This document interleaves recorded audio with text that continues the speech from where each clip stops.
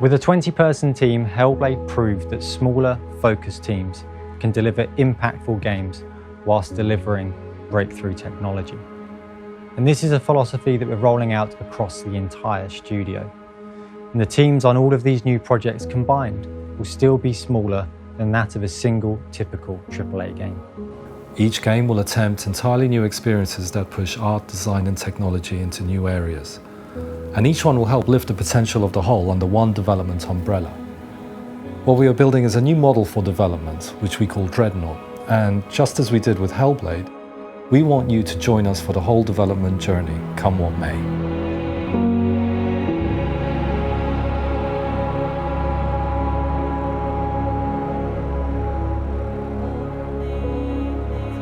We have a new calling, to be different, to take more creative risks and help inspire others to do the same.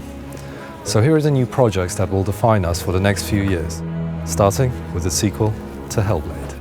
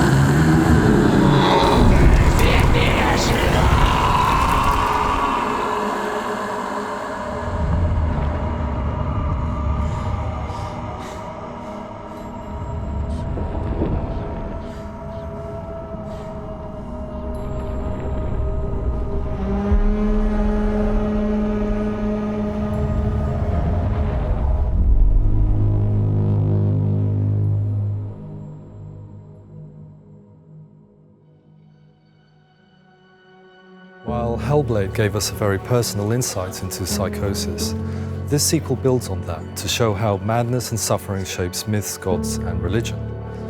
Our goal is to make an experience comparable to the epic myths and sagas of old.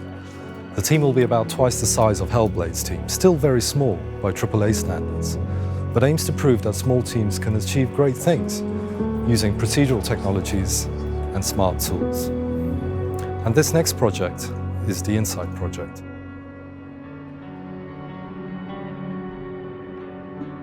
The Insight project is a rare example of artists, scientists, and mental health experts coming together to tackle one of the most pressing challenges of our time, mental suffering. We're asking a question. Could we combine the best of game design and technology with cutting-edge clinical neuroscience and psychiatry to help with mental suffering and to promote mental well-being? This became the Insight project. We recognise that there's a powerful and widespread movement in science and psychiatry based on acknowledging that the brain and the body are truly intimately related and must be considered as a functioning unit. But game technology gives us a missing piece. It gives us control of the person's environment. This is enormously powerful. But why do we think games could help?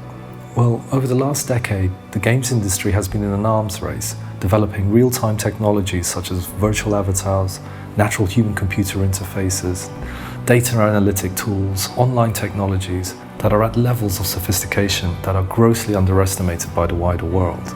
And all of these tools were created to engage a captive mass audience, train them in new skills and promote mastery of games. And this is a toolset that we think could equally be applied to mental well-being.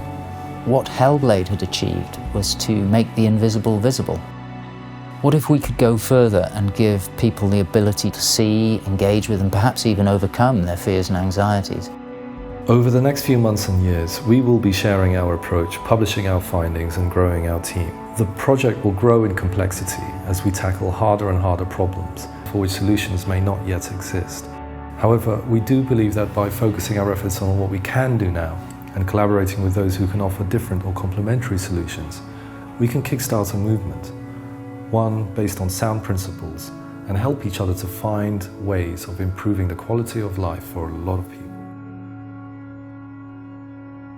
The Insight project is a moonshot, but we hope to give players successful strategies to master their fears within an immersive game experience and give them the means to carry this over into everyday life. Along the way, we will be researching new control interfaces, the psychology of play, and explore the outer reaches of what games are capable of achieving. Which leads us to our next project, which we are announcing right here, right now.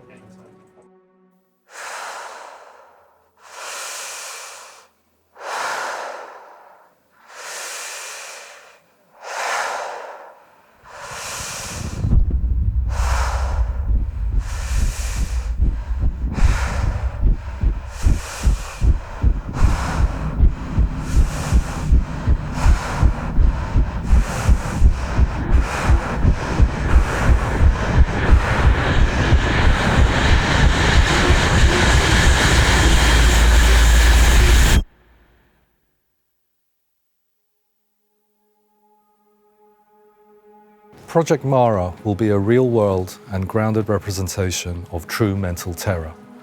It'll be based heavily on research, interviews, and first-hand accounts to recreate the horrors of the mind as accurately and believably as possible. At the heart of it is the character that drives it. The game only features one character and one location. It is an experimental project and a showcase of what could become a new, immersive storytelling medium. Being part of Xbox Game Studios puts us in a privileged position. We're 120 people, we've wrapped up all of our work for hire commitments, and we're about to launch Bleeding Edge. And now we get to design and direct our own projects. So we've rallied the studio around a new mission.